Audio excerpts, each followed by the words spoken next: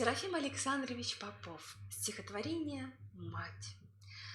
Это произведение о любви человека к матери, о том, как материнская любовь и тепло согревает сына на войне. В час, когда пехотинцы уснули, мне приснилось в тот час на войне, что идешь ты сквозь ветер и пули и находишь дорогу ко мне.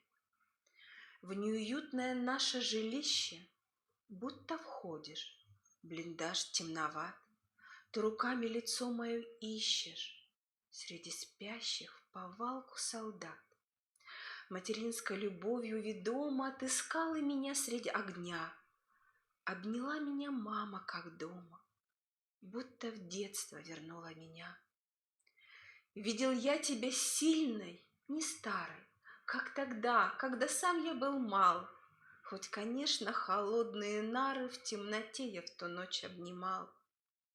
Ты ведь только солдату приснилась, и была это ты и не ты. По привычке крестом осенила и неслышно ушла сквозь посты. Я потом по сигналу тревоги поднял спящую роту свою.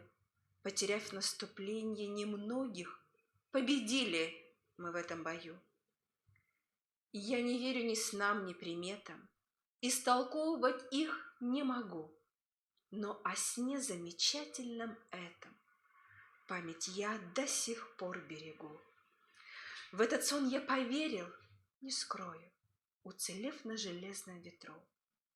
Знаю, мать увидать перед боем — это к жизни, к победе, к добру.